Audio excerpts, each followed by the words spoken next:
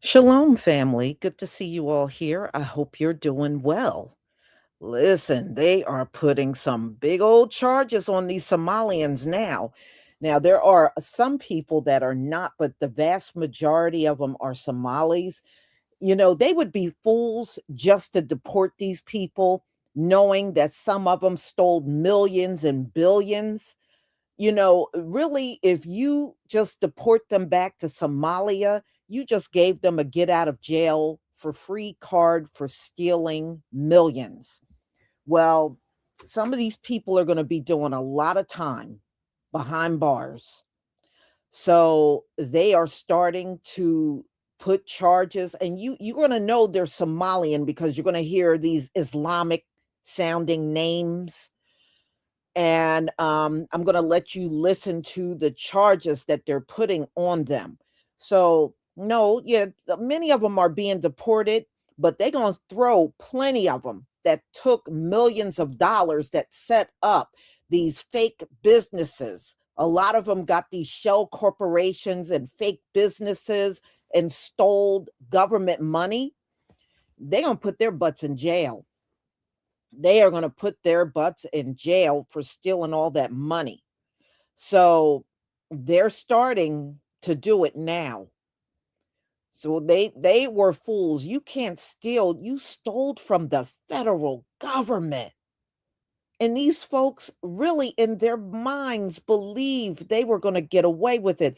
But y'all, it was $18 billion.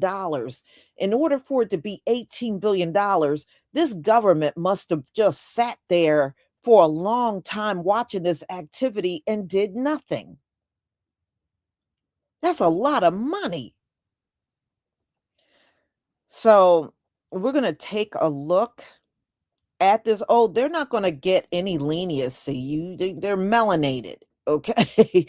Well, I don't care if they think they're not black, they're not this, they're not African, they're not that. I don't care what they think they're not. They are melanated. And we know what they do to melanated people in this country. You are in the most racist land in the world being charged. They are not going to give you any leniency, and you stole billions of dollars.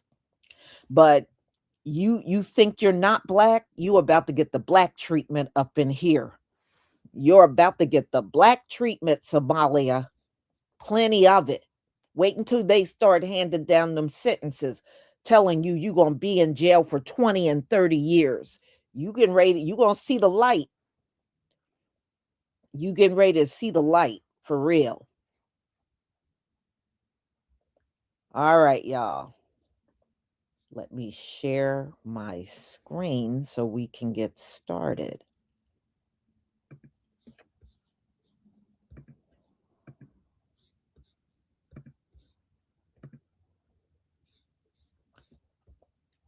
All right, give me a one if you can see my screen. Well, they did not show it last night because it was very cloudy and rain. They said it was too cloudy and rainy last night. That's why it was postponed till tonight. So I don't know about where you are, but it's been raining here all day.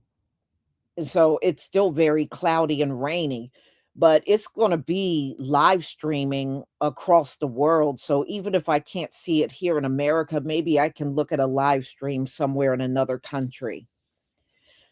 All right, y'all. Thank you. Thank you.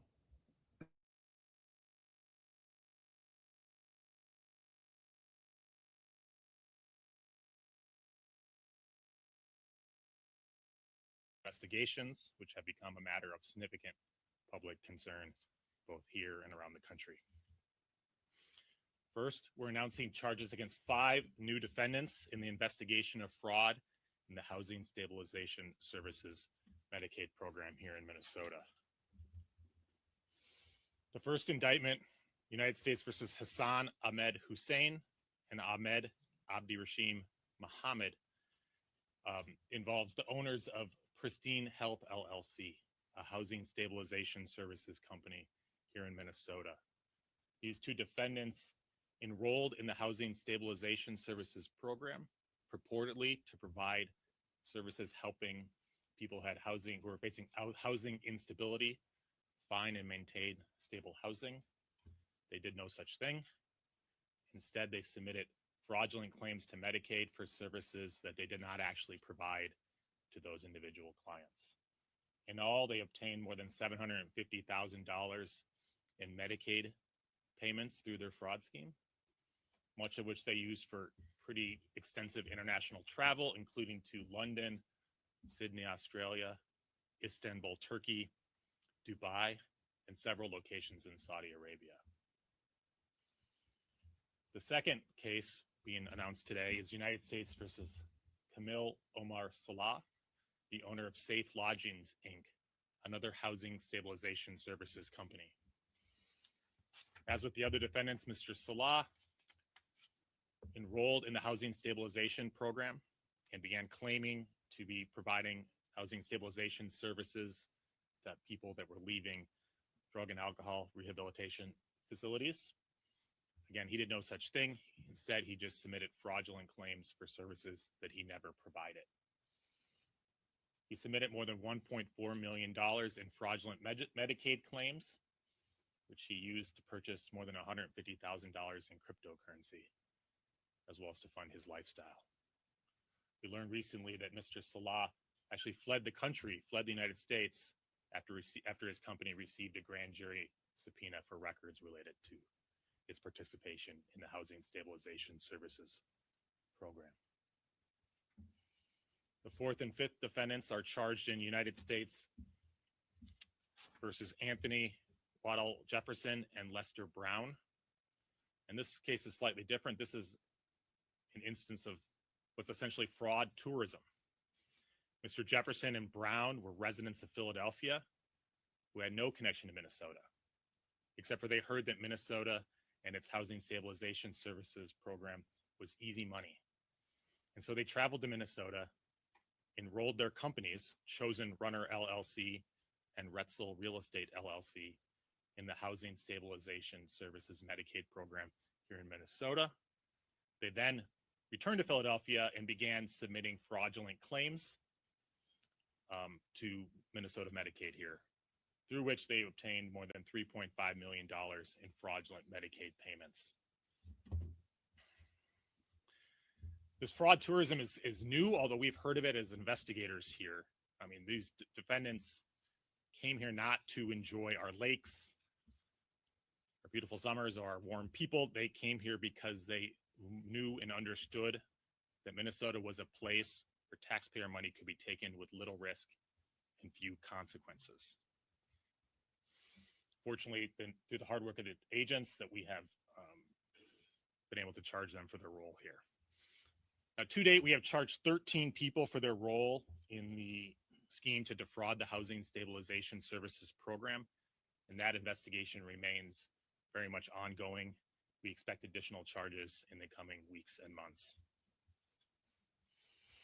I also want to announce some updates in the fraud scheme, or the scheme to defraud the Early Intensive Development and Behavior Intervention for Autism Program, another Medicaid program here in the state of Minnesota. Today, we unsealed charges against the second defendant charged in the case, Abdi Najib Hassan Youssef, who owns Star Autism Center in St. Cloud, Minnesota. Mr. Youssef, like others involved in the autism scheme, paid kickbacks to parents to have their children diagnosed with autism spectrum disorder and enrolled to receive EIDBI services at his autism center. Based on these fraudulent claims for services that were not provided, and in many cases were not needed, he received more than $6 million in Medicaid funds.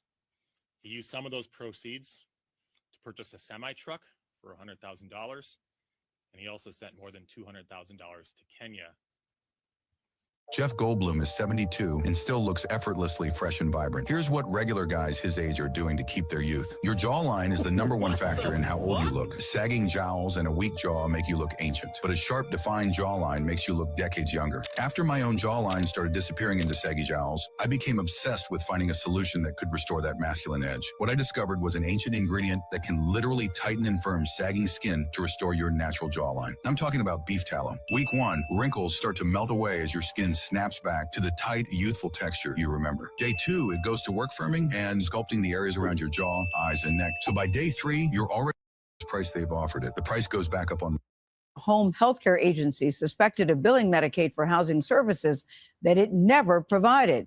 Now, this is all part of a crackdown on alleged fraud that cost more than $1 billion. That's billion with a B. You heard that correctly. Prosecutors say it was so easy to steal from Minnesota's welfare programs, people actually traveled from the East Coast to do it. U.S. attorneys in Minnesota filed fraud charges against 6 defendants on Thursday, including 2 men from Philadelphia. Prosecutors accused both men of what they called fraud tourism, submitting up to $3.5 million in fake and inflated bills to a Medicaid housing program. They came here because they knew and understood that Minnesota was a place where taxpayer money could be taken with little risk and few consequences. These individuals had no connection to Minnesota, nor to its large Somali American community. Most of the nearly 90 people previously charged in the fraud scandal are Somali. It's a staggering industrial scale fraud.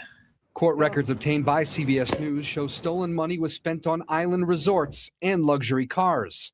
Prosecutors also announced Thursday they're investigating roughly $18 billion in taxpayer money spent on social programs in Minnesota since 2018. And according to prosecutors, at least half of that could have been fraud. Look at Minnesota. The new indictments come as the Trump administration seeks to capitalize politically on the growing scandal. We're going to put an end to it. And has dispatched immigration authorities to Minnesota to target Somalis. Tim Walz, the state's Democratic governor, has said he recognizes the scope of the fraud problem, and he's taken steps to implement more safeguards for taxpayer-funded social services. I take full responsibility for it.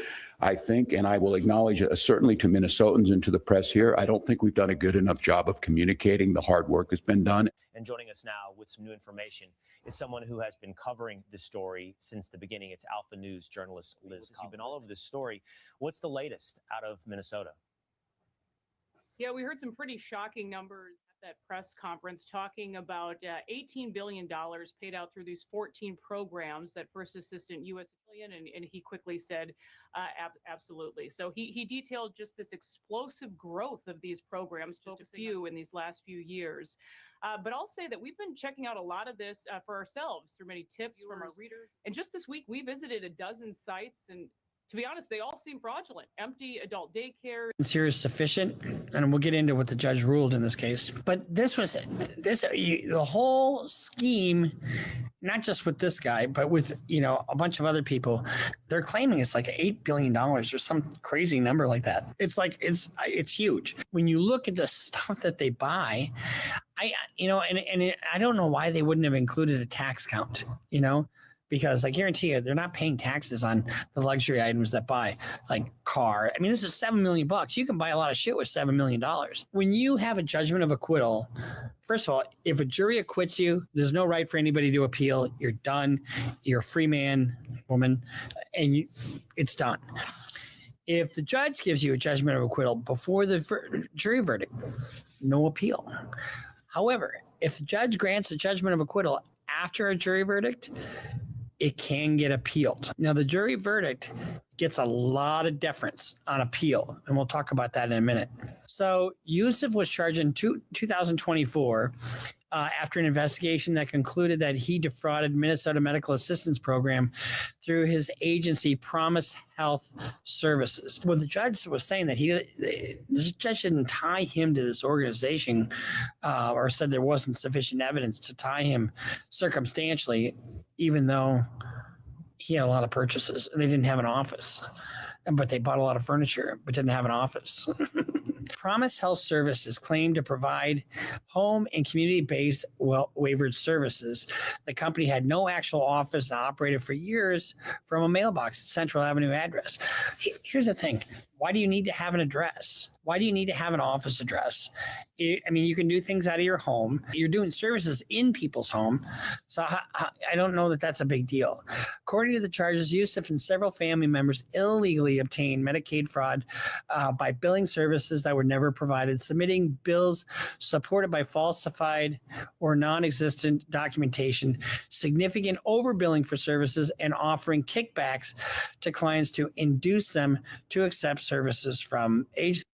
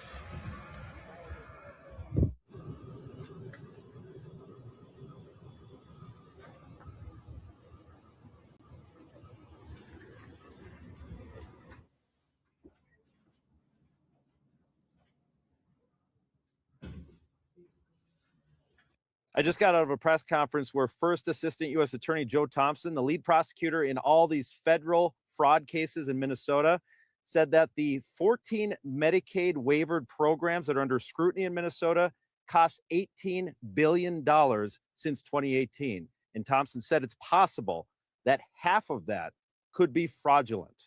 That, as Thompson announces a number of new charges in these fraud cases that we've been covering. I'll be back in just a little bit with more granular details. I'm Lou Ragoose. Follow for more news. Let me tell you just how widespread the fraud in Minnesota is alleged to be. Industrial scale fraud. Those are the words U.S. Attorney Joe Thompson used in the last 24 hours. And here he is announcing federal charges against 6 new defendants for their roles in defrauding the state's social services programs.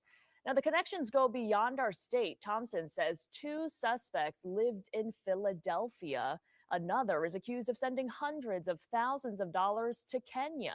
Now, big picture, investigators are now looking into 14 state programs designed to disperse Medicaid funds. They're programs that have cost $18 billion since 2018, and more than half of that is believed to be tied to fraud. I don't make these generalizations in a hasty way. So when I say a significant amount, I'm talking on the order of half or more, but we'll see.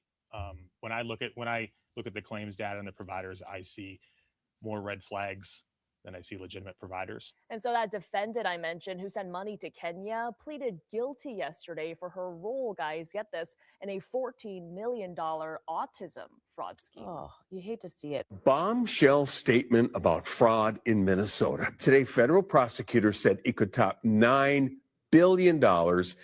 And tonight, taxpayers are voicing outrage. Alex Jokic joins us live with a plan now forming on a grassroots level. Nextdoor app, a letter writing campaign, is just getting started, with Minnesotans rallying together to ask the same very pointed questions that we've also been asking for months now.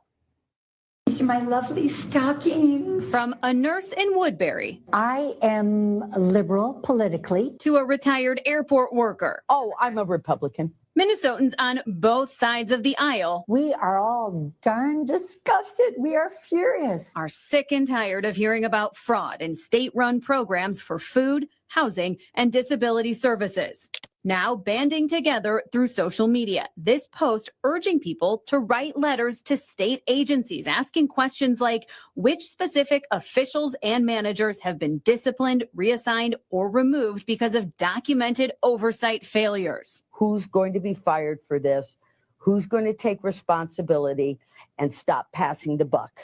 In our KSTP fraud special 2 months ago, Governor Walz said this. So look, we do have new leadership over there. People have been removed. We know the previous Education and Human Services commissioners both stepped down, and an assistant commissioner at DHS also left his post. But the reasons for all those departures was never clear. So today, we asked those state agencies again, how many people have been removed, reassigned, disciplined for all of these failures related to fraud? This went on for years. Were they all asleep? Why weren't those warning bells going off? And Minnesotans hope their mailings will also send a strong message. When you've got thousands of people writing in stating, hey, this has to be fixed, then somebody will fix it. So today we did not get any response from the governor's office or education department. We did get a response from DHS, but it didn't answer any of our questions about how many people have been disciplined or fired. We'll keep asking those questions and we'll let you know when we get an answer. Allegations of fraud in Minnesota are mounting. Today, state officials say that they expect to pause enrollment for even more state programs. This after announcing a pause in licensing for adult daycare centers for the next 2 years. Caroline Cummings reports how lawmakers may do more. To discuss customized living services and assisted living facilities. On Wednesday, Minnesota Department of Human Services officials again stood before the House Fraud Oversight Committee as the state grapples with cases of fraud in Medicaid programs, garnering national attention and sparking federal probes from the Trump administration. Earlier this month, the U.S. Centers for Medicare and Medicaid Services sent a letter to DFL Governor Tim Walz asking that DHS stop all new provider enrollments for the 14 programs deemed at high risk for fraud or risk losing federal Medicaid money. On the list, adult day services. We've pulled in staff from other state agencies to increase capacity to help with surveillance and investigations of adult day providers. The hearing came just one day after DHS said it would stop licensing new adult daycare providers for 2 years because there was a 43% uptick in providers compared to just a 7% increase in people needing those services. James Clark, the DHS Inspector General, said he expects similar program enrollments to be put on pause to comply with the feds. How do you get established as a adult day provider in the first place if there's nobody that you need to take care of? Clark responded that showing need for services isn't a requirement to get licensed, but he suggested the legislature consider changing that for all DHS programs billing Medicaid to get ahead of fraud before it happens. And we're investigating allegations of kickbacks in the adult day program area, because when you have a flood or excess of providers in a marketplace and you can't, make money the legitimate way, you're going to try to think about how to make it illegitimately and drum up business. Caroline Cummings, WCCO News. Just this year, Minnesota put an anti-kickback law in place, making it illegal to accept those financial incentives, punishable by up to 20 years in prison. Kickbacks were part of the Feeding Our Future fraud scheme. There's some new explosive information in Minnesota's growing fraud scandal, this time involving assisted living programs. At a hearing this week, the Minnesota House Fraud Prevention Committee revealed that millions in taxpayer dollars may have been funneled into assisted living programs with little oversight. Lawmakers say one defendant already indicted in the Feeding Our Future fraud scheme was still receiving state payments even after charges were filed. Lawmakers also slammed Governor Walz and his inspector general for the retaliation, they say, against state whistleblowers. This fraud has been perpetuated on your watch, and the whistleblowers who reach out to us within the department are terrified, and they feel that they've been retaliated against already. They feel that they are very afraid. They're afraid to reach out to us. And if they thought we were then turning around and giving it to you, we would not have whistleblowers. The one thing that I'm freaking worried about is this freaking fraud that is happening over our state, where there's 600,000 disability people in the state of Minnesota that could suffer. And sadly, it's quite interesting that we have Governor Walz speaking in front of the state and saying that this fraud is nothing but the side. But my people are done suffering. We're done with this fraud. Our governor is not doing anything to help us, but sit here and decide he wants to blame Donald J., the president of the United States, who has nothing to do with this. There is a time to hold our governor accountable, and I'm not seeing it. Republican state lawmaker Kristen Robbins says she is turning over the new information to federal prosecutors as pressure continues to build on Governor Tim Walz to resign.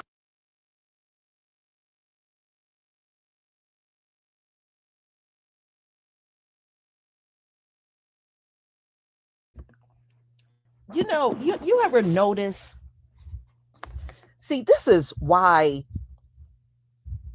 Let me just do this. This is why white people should not be in charge, y'all. Because whenever they're in charge, number one, they can't run nothing without it being corrupt. Number two, whenever some type of corruption is going down, they take forever to get to it. And then when they get to it, they try their best not to put anybody that looked like them behind bars. Those folks should not have been fired. They should not have resigned. They should not have stepped down. I don't care what terminology they use. They should have been jailed. For all the money they funneled to the Somalians, they should have been jailed. And if there were kickbacks, that means somebody was getting paid under the table to divvy up all this money. We should be hearing some of these state employees' names that should be going to jail. But they'll do anything to make sure they're not on the list of people that go to jail. I've been saying for years, nobody should be in jail more than them. And I still say it. Nobody should be in jail more than them. Look at what Donald Trump did when he went in office. The first thing he did was let all the January 6th, the rioters off. And see, that is part of the problem. Donald Trump is part of the problem. See, when it comes time for them to get punished, it's always some excuse on why they shouldn't be punished. But when it's us, we can do some of the most minor things. They want to throw the book at you. That's the problem. Okay? That's the damn problem. And you see it even in this corruption. They barely want to give you the name of these state employees that gave out all this money. They barely want to tell you who they are. Oh, well, this person, they left. Well, they shouldn't have left. They should have been jailed. Why are they not in jail? And you know what else it also reminds me of? The USDA that for years discriminated against Black farmers, wouldn't give them loans, wouldn't help them, wouldn't do nothing, sabotaged them, did everything. And those same employees that did all the racism and discrimination in the USDA against Black farmers got to retire. No punishment at all. They just got to just go off into the sunset and retire. See, that is the problem with your leadership. That is the problem. So as you can see, they are just getting around to going after these Somalians for all of the scamming they've been doing. So trust me, it's going to be many of them going to jail. And, some of them have already gotten away. That's why they said some of them have already left the country because they know they were going to jail. They know that the state was closing in on them. So they already boarded planes and left. But the ones that are still here, the ones they can get, they will get. But I'm just going to see how many of these white people that shoveled all this money out are going to go to jail. I bet you very few. I bet you none. I bet you none. So, this whole thing is a trip. Jeffrey Massey, thank you so much for the super sticker and your support for my channel. I appreciate it.